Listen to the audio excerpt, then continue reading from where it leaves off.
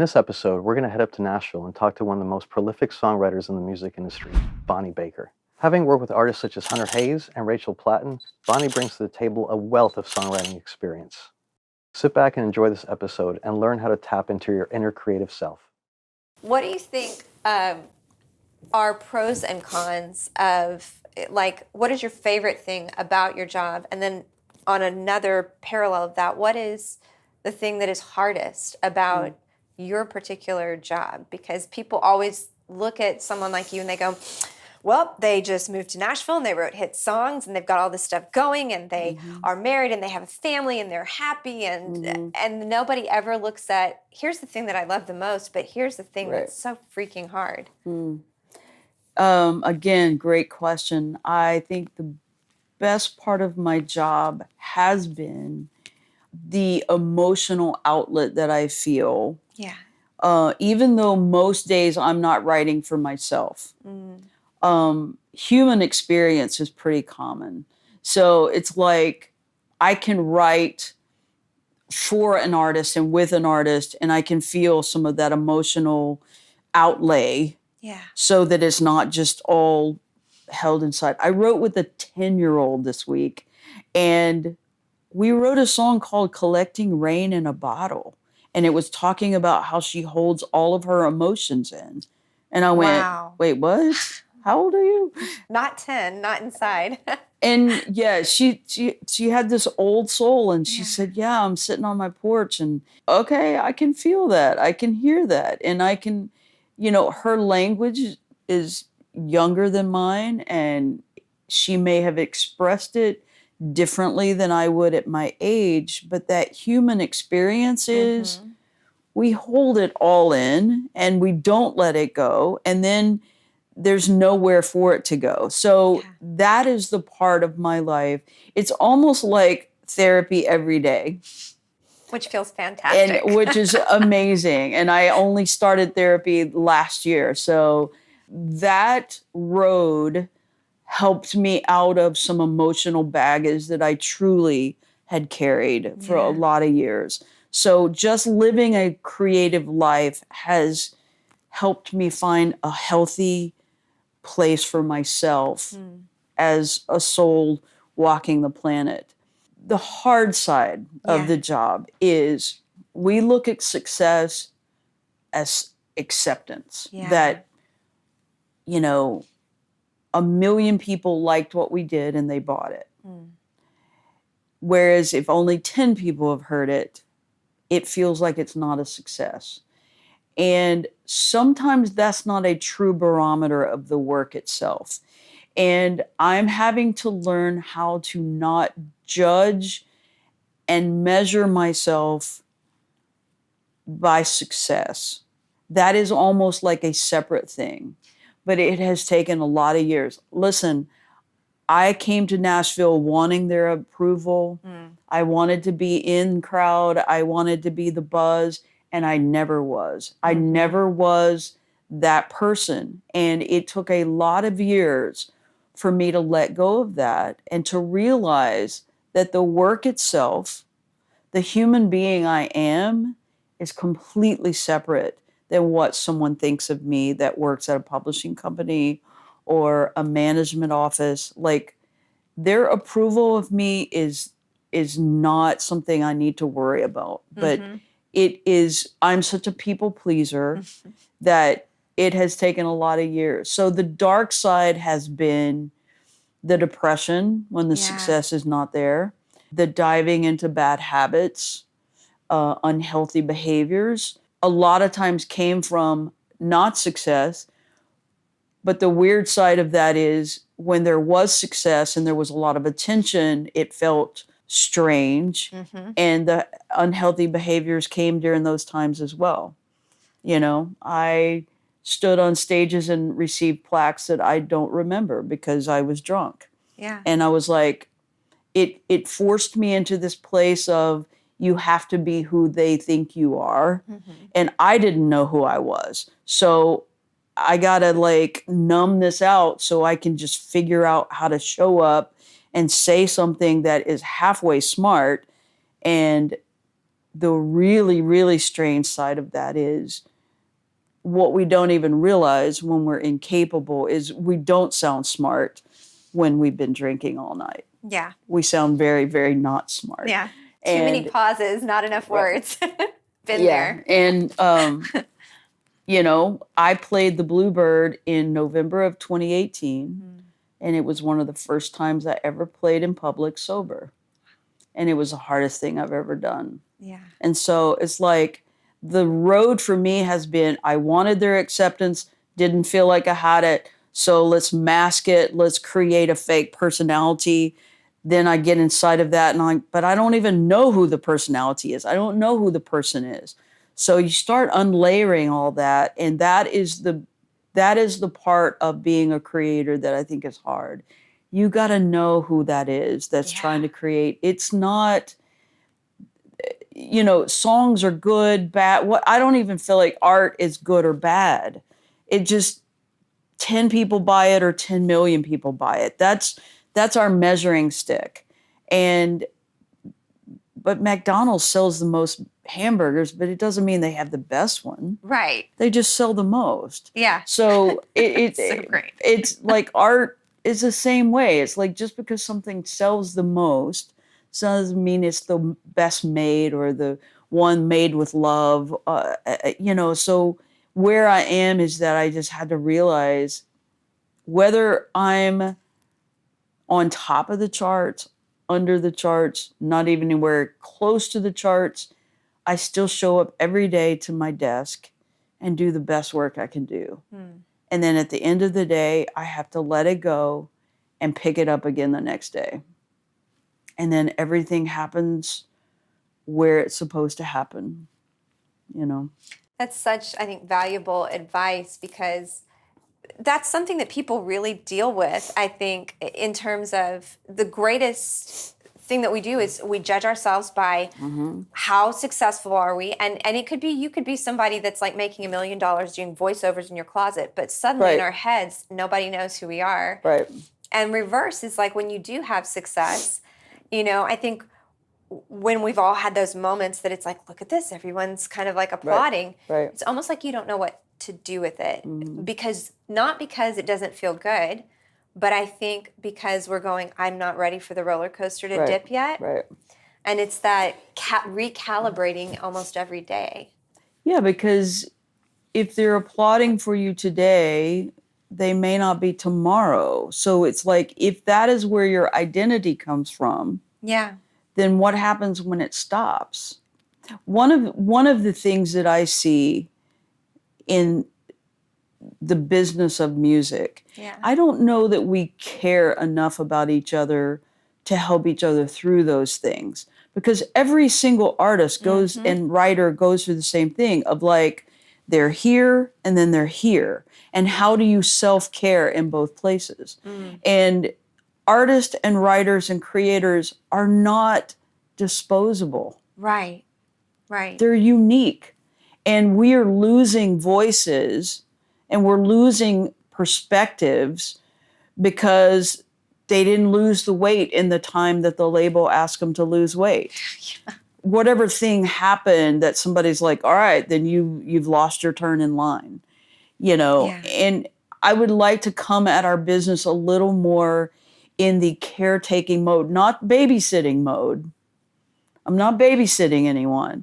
But there are true emotional hardships that artists and writers and producers go through that I don't know that anyone really addresses. And I'm not going to say especially Nashville because I haven't lived in any other community.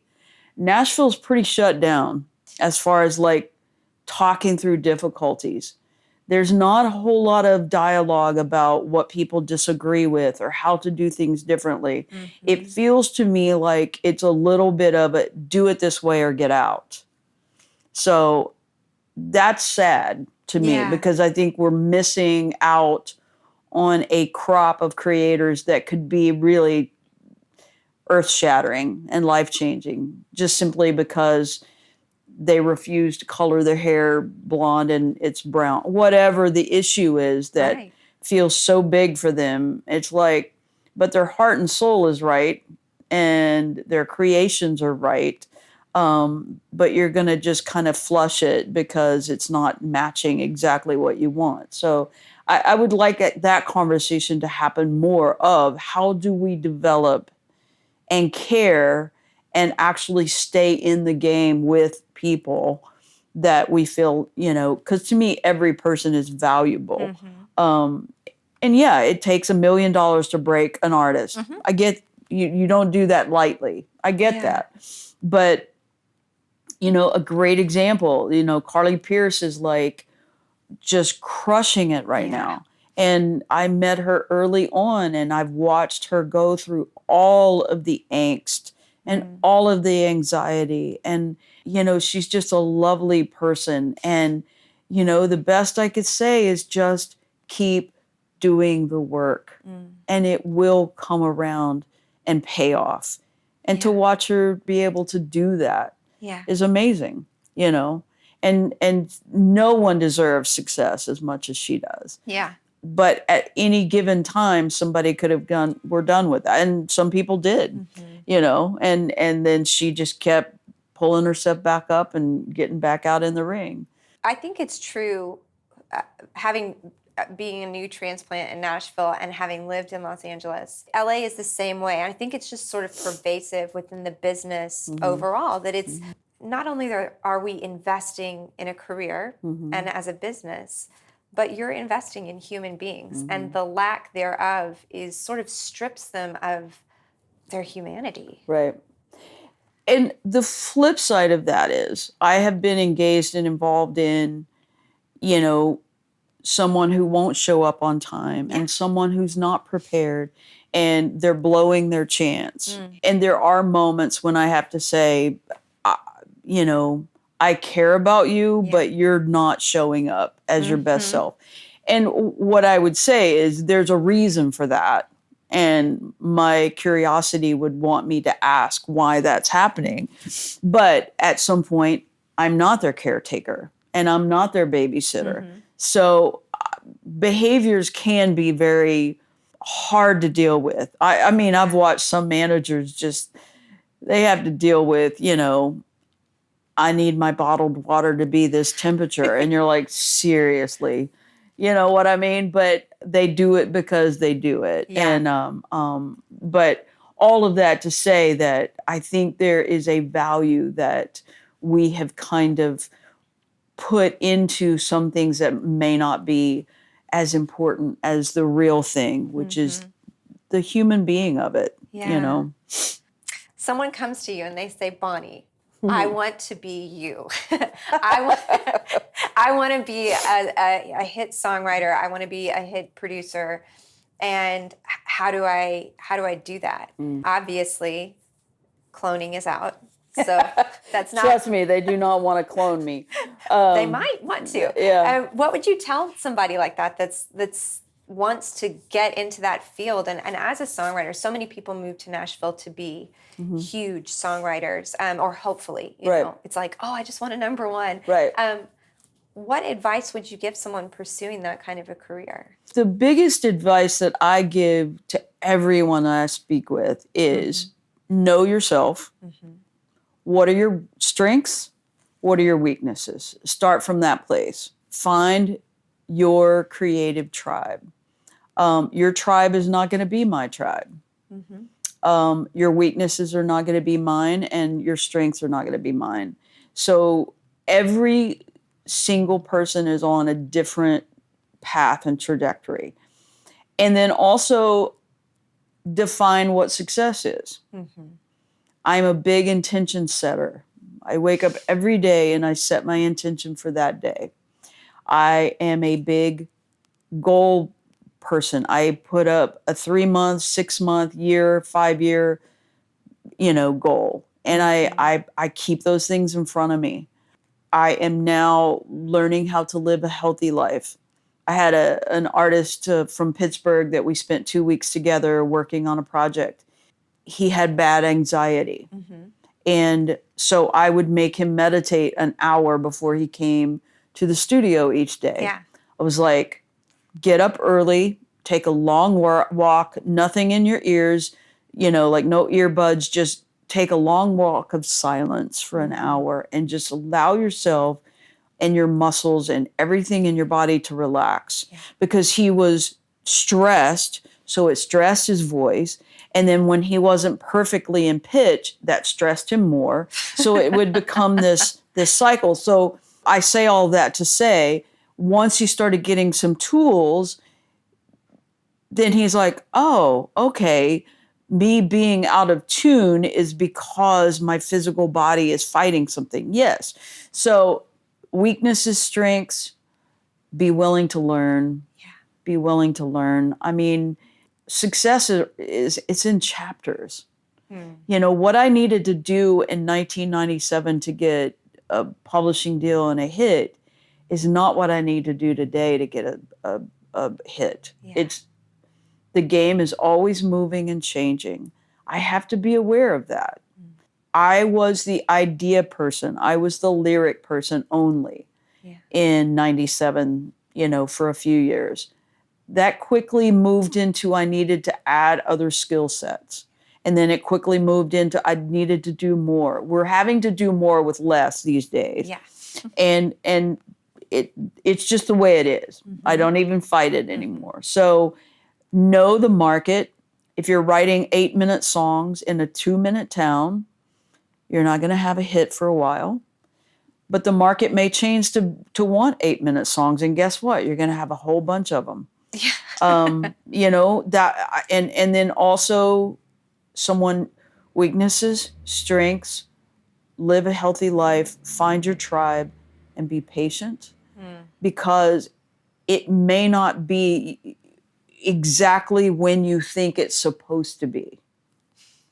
I spoke with someone the other day, and nothing's happening, and I just don't. And I said, well, how long have you been in town?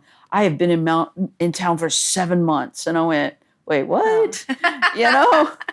It's like, hello, baby. It's just like, that is tiny, the amount of time that it takes to get to know town. And part of the reason I moved to Nashville instead of New York or LA is because I felt like I would fit better. I was always not socially great. And I just would look at New York and LA. And even though I loved the energy of it, I was like, I don't fit there. Know where you fit, seek out people that are creators like you are. Yeah. Seek out people that you can work with. If you meet a great guitar player and you are a great melody person, boom, you've got to, as long as both people want to work together. So pull into yourself the people that will bring in the best out of you. And then, it's not a one person game. It's really something you have to create a team around. I mean, look at, there's very few credits on albums that's just one person, I guess tagging on to that, do you have a favorite moment or favorite story from your career that is just almost etched in stone forever? Just it's always there in the forefront for you. I have several, but because we're sitting in Franklin, Tennessee, I'm going to tell you one that happened out here. I'd only been in town for a short time, and I would find anywhere and everywhere to play, and so there was a place right on the square here that would have acoustic music. And so I was playing, I think the first song I had out was a song called Ordinary Life. And I think it had been out, and I think it had been, it was number one. I think I was right during that time. And I don't even know why, but I got up to play, plugged in, playing guitar, and I decided to do a cover. And I did a Nancy Griffith song, Here in These Troubled Fields, which is one of my all-time favorite songs. I don't remember lyrics well, so a lot of times I have my eyes closed because I'm just praying to remember all the lyrics.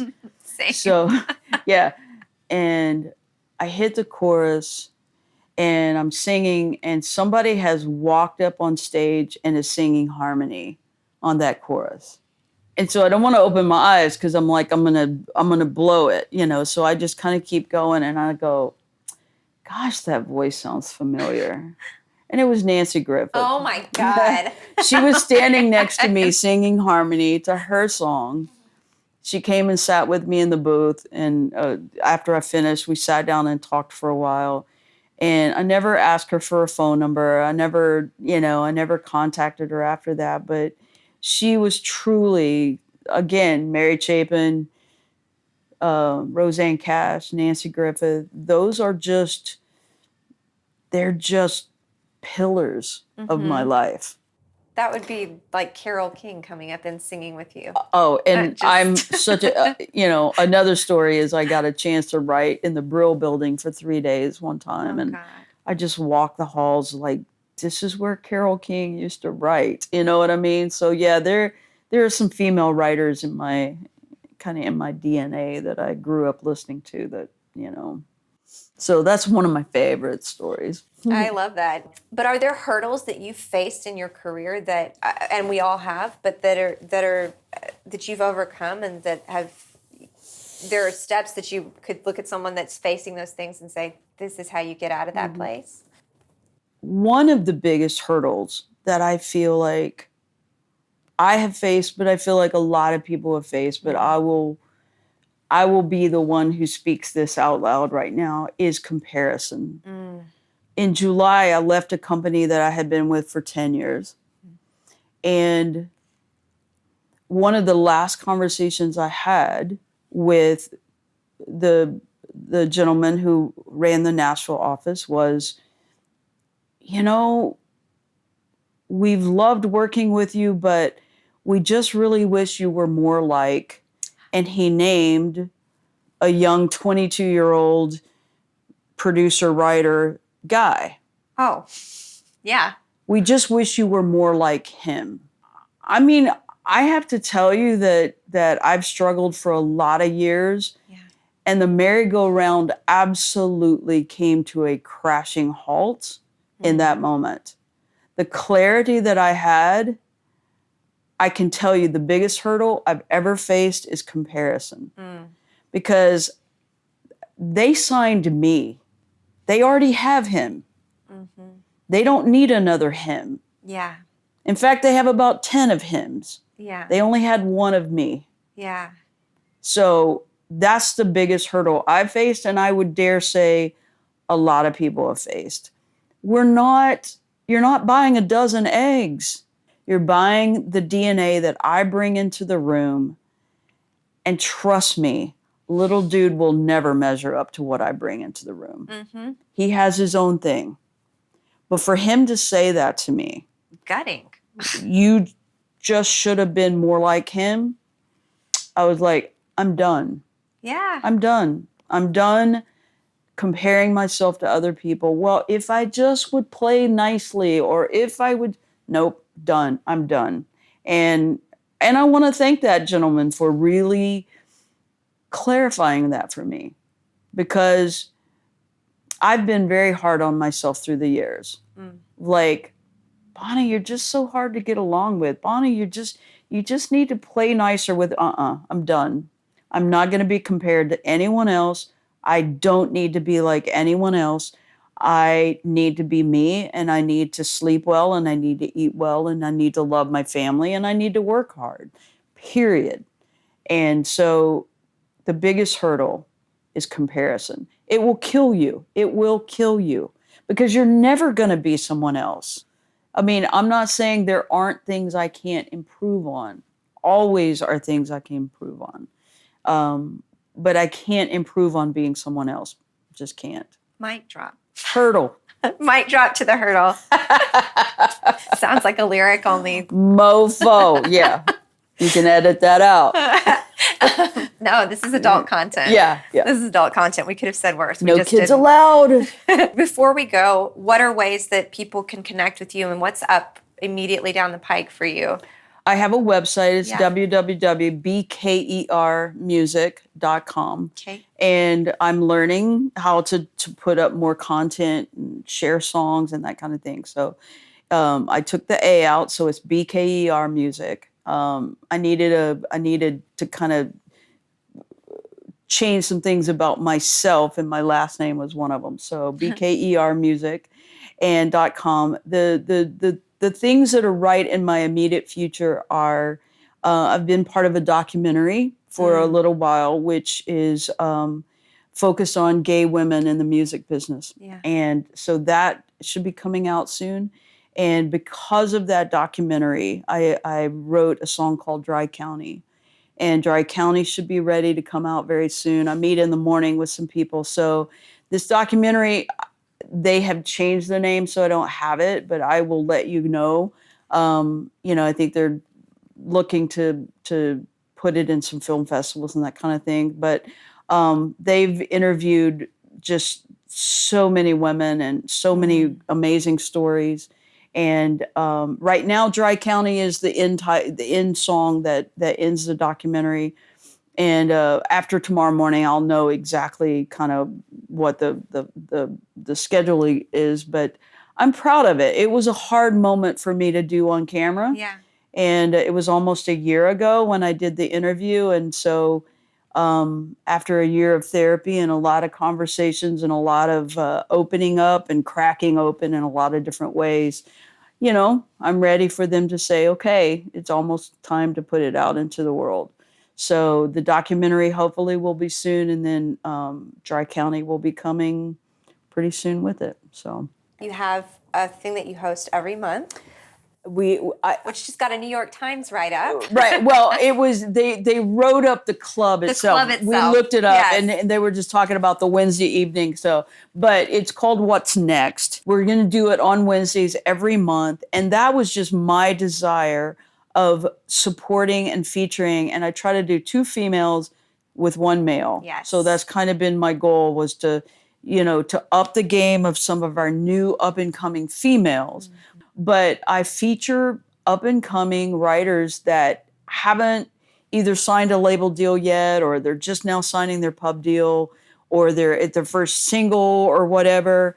And so we do it at Douglas Corner once a month, Wednesday night, 6:00, in and out. It's called What's Next. And I'm not trying to invite everyone in the world. I'm trying to invite the right everyone's to be there. And man, we had just a great month this month. And so it's been a joy for me to kind of dig in with some new talent and give them a place to play that doesn't cost a lot, that they can be treated with respect, and listen to songs. Because, when a song is good, people need to get quiet. Mm-hmm. So anyway, that's what I'm working on. You are a force and a joy, and I love you. And thank you so much. Thank you. I appreciate it.